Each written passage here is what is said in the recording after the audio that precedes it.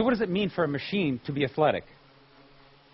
We will demonstrate the concept of machine athleticism and our research to achieve it with the help of these flying machines called quadricopters, or quads for short. Quads have been around for a long time. The reason that they're so popular these days is because they're mechanically simple. By controlling the speeds of these four propellers, these machines can roll, pitch, yaw, and accelerate along their common orientation. On board are also a battery, a computer, various sensors, and wireless radios. Quads are extremely agile, but this agility comes at a cost. They are inherently unstable, and they need some form of automatic feedback control in order to be able to fly.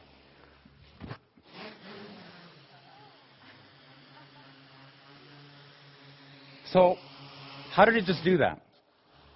Cameras on the ceiling and a laptop serve as an indoor global positioning system. It's used to locate objects in the space that have these reflective markers on them. This data is then sent to another laptop that is running estimation and control algorithms, which in turn sends commands to the quad, which is also running estimation and control algorithms.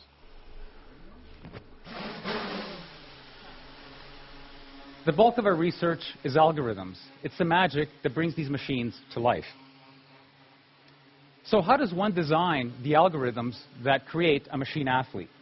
We use something broadly called model-based design. We first capture the physics with a mathematical model of how the machines behave.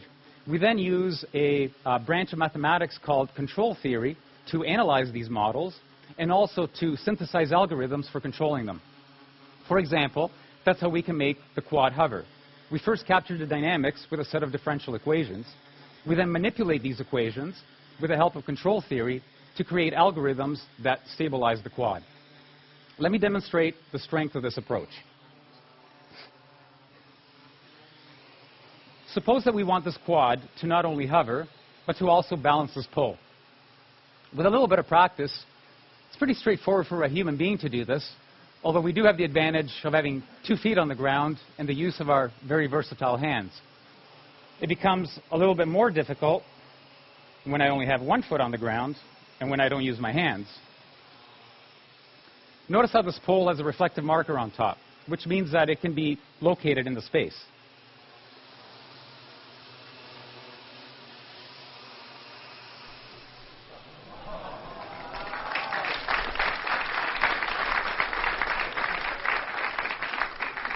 You can notice that this quad is making fine adjustments to keep the pole balanced. How do we design the algorithms to do this? We added the mathematical model of the pole to that of the quad. Once we have a model of the combined quad-pole system, we can use control theory to create algorithms for controlling it. Here you see that it's stable, and even if I give it little nudges, it goes back to the nice balanced position. We can also augment the model to include where we want the quad to be in space. Using this pointer, made out of reflective markers, I can point to where I want the quad to be in space, a fixed distance away from me.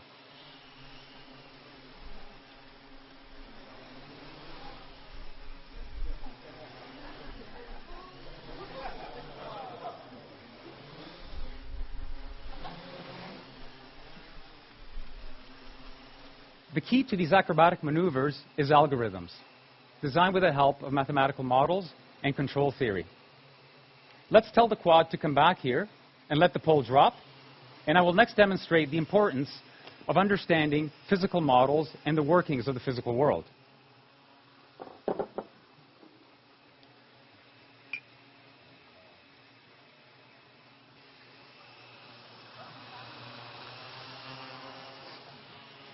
Notice how the quad lost altitude when I put this glass of water on it. Unlike the balancing pole, I did not include the mathematical model of the glass in the system. In fact, the system doesn't even know that the glass of water is there. Like before, I can use the pointer to tell the quad where I want to be in space.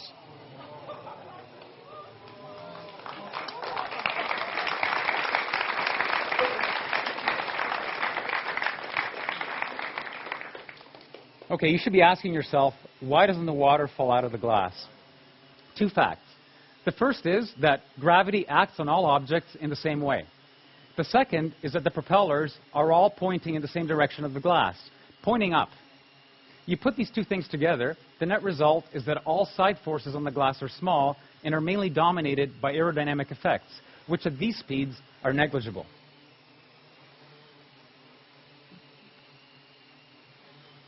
And that's why you don't need to model the glass. It naturally doesn't spill, no matter what the quad does.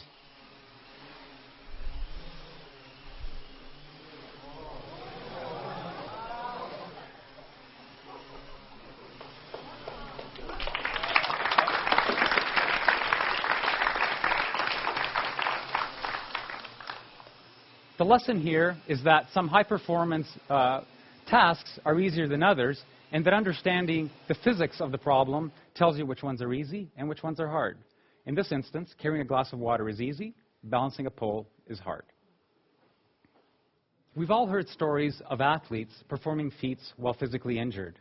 Can a machine also perform with extreme physical damage? Conventional wisdom says that you need at least 4 fixed motor propeller pairs in order to fly, because there are 4 degrees of freedom to control: roll, pitch, yaw, and acceleration.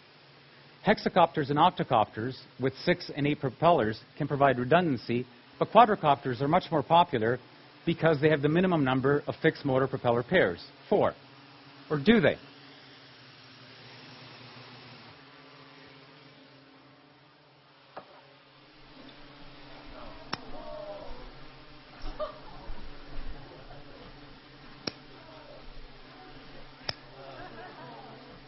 If we analyze the mathematical model of this machine with only 2 working propellers, we discover that there's an unconventional way to fly it.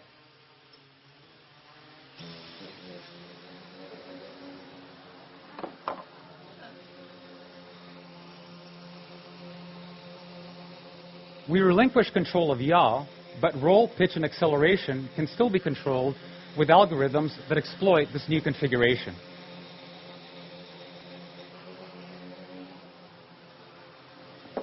Mathematical models tell us exactly when and why this is possible.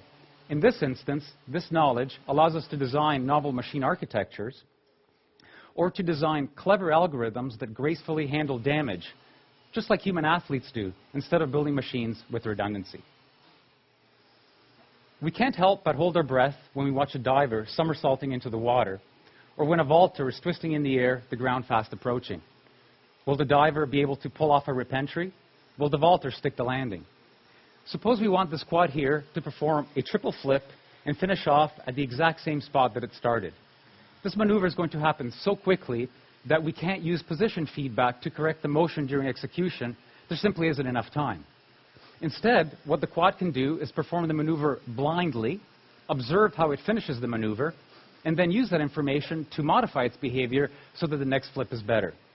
Similar to the diver and the vaulter, it is only through repeated practice that the maneuver can be learned and executed to the highest standard.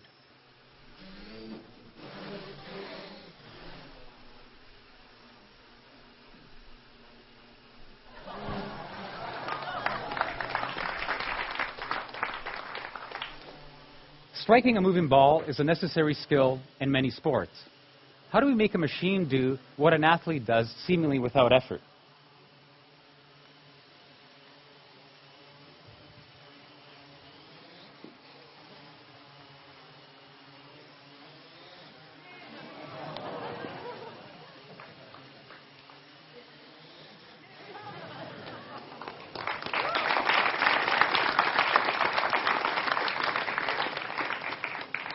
This quad has a racket strapped onto its head with a sweet spot roughly the size of an apple, so not too large. The following calculations are made every 20 milliseconds or 50 times per second. We first figure out where the ball is going. We then next calculate how the quad should hit the ball so that it flies to where it was thrown from. Third, a trajectory is planned that carries the quad from its current state to the impact point with the ball. Fourth, we only execute 20 milliseconds worth of that strategy. 20 milliseconds later, the whole process is repeated until the quad strikes the ball.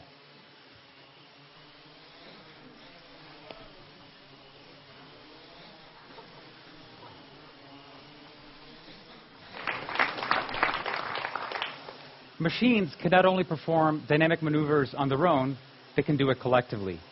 These 3 quads are cooperatively carrying a Skynet.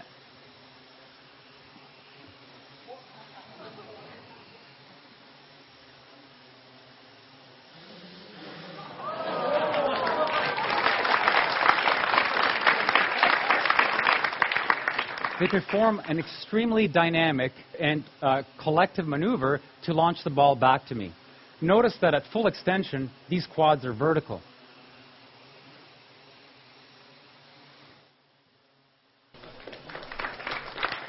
In fact, when fully extended, this is roughly 5 times greater than what a bungee jumper feels at the end of their launch.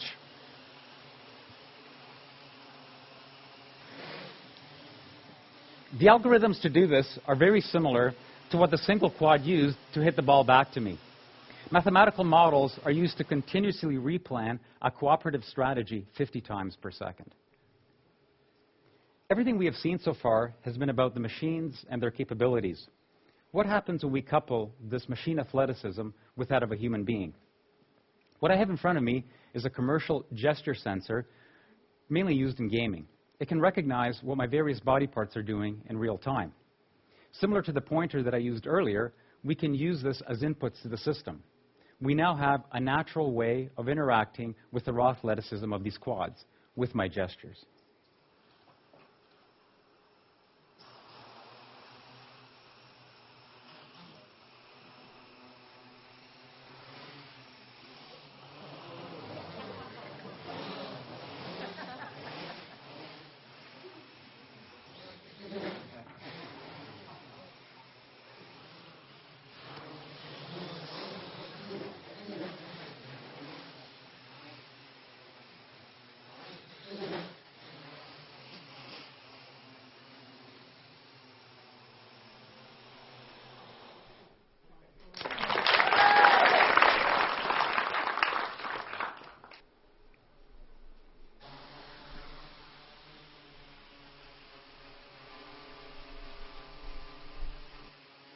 Interaction doesn't have to be virtual. It can be physical.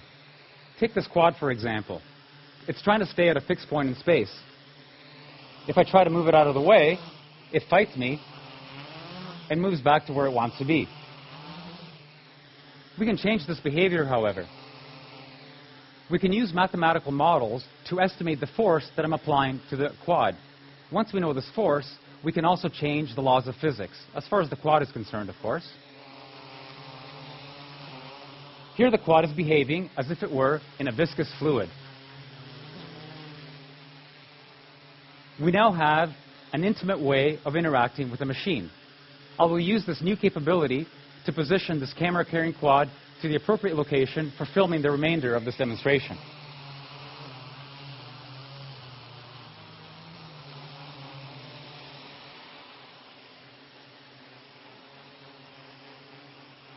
So we can physically interact with these quads, and we can change the laws of physics. Let's have a little bit of fun with this. For what you will see next, these quads will initially behave as if they were on Pluto. As time goes on, gravity will be increased until we're all back on planet Earth. But I assure you we won't get there. Okay, here goes.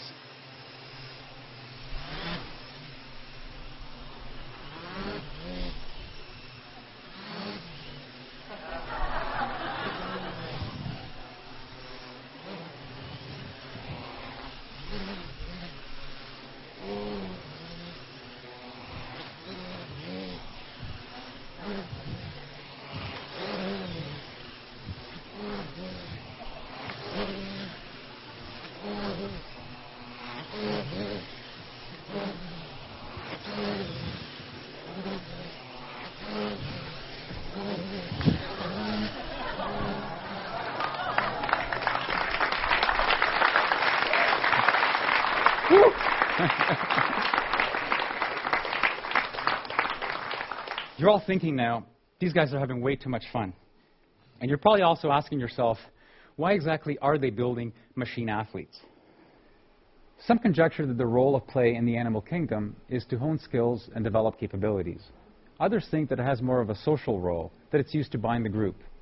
Similarly, we use the analogy of sports and athleticism to create new algorithms for machines, to push them to their limits.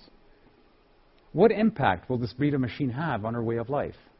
Like all our past creations and innovations, they may be used to improve the human condition, or they may be misused and abused. This is not a technical choice we are faced with, it's a social one. Let's make the right choice, the choice that brings out the best in the future of machines, just like athleticism and sports, can bring out the best in us. Let me introduce you to the wizards behind the green curtain. They're the current members of the Fly Machina research team.